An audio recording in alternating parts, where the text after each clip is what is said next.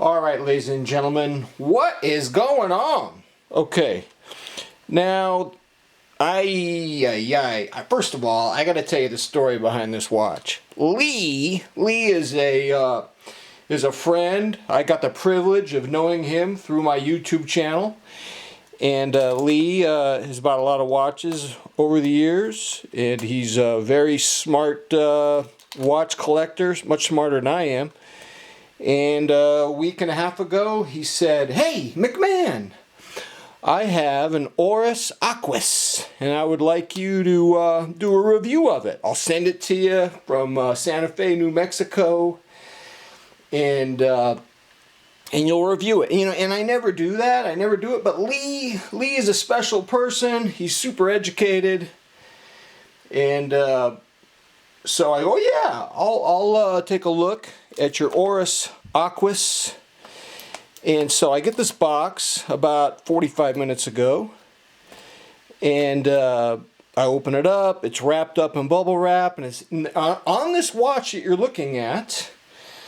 There are two little pieces of sticker tape that say Oris Aquis, and I peel them off, and I'm looking at this watch, and I'm going, "What kind of Oris Aquis is this?"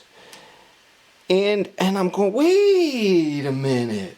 Wait. This is not an Oris. This says, under the 12 o'clock, this says Tudor. And I'm colorblind, but if I'm not mistaken, there's some Pepsi color on the bezel." And so I look it up, and sure enough, this is a Tudor Black Bay GMT, 41 millimeters. And I put it on my wrist, and it doesn't play like a 43. It doesn't play like a 41. It plays like a 44. Come on, McMahon. I can't. Okay. It plays like a 44. 15 millimeter thickness in that polished side of the case there.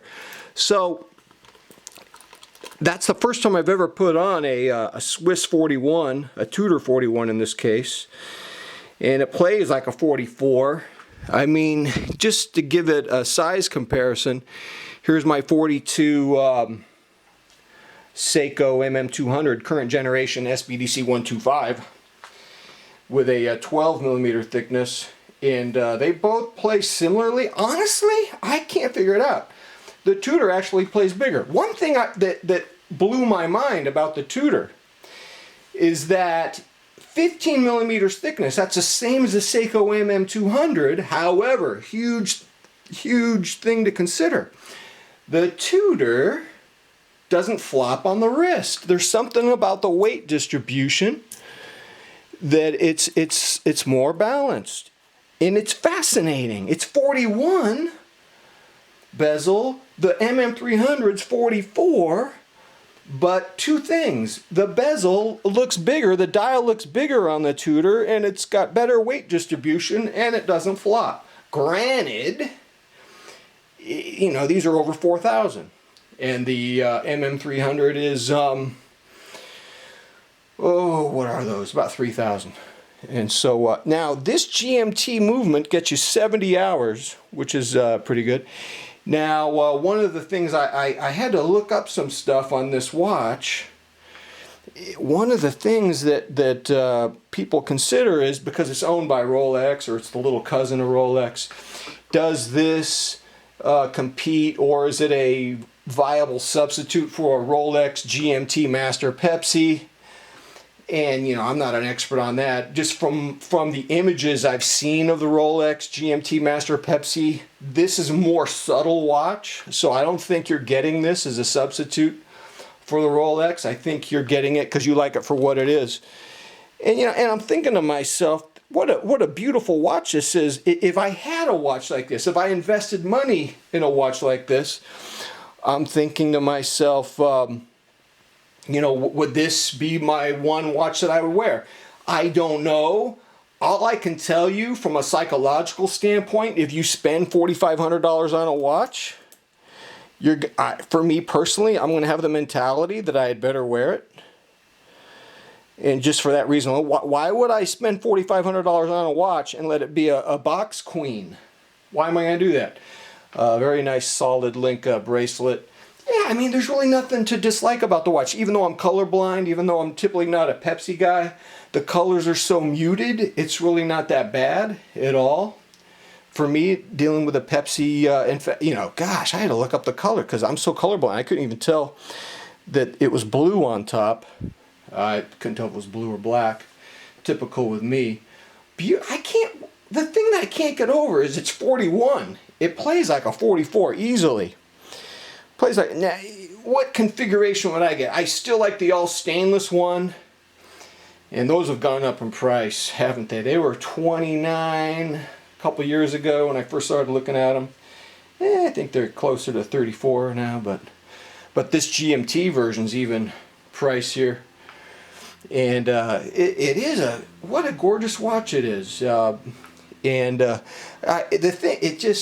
It does make me consider what a sane life it would be if you just had one watch or just a couple watches. And here it is again next to the, well, I can't see it, next to the MM200, just so you can get a size comparison. So check it out. About 15 minutes ago, I emailed Lee, and I had taken some photographs of the Tudor with my phone, and I sent an attachment. I said, Lee, this is not an Oris. You sent me a Tudor. Did you do this to surprise me?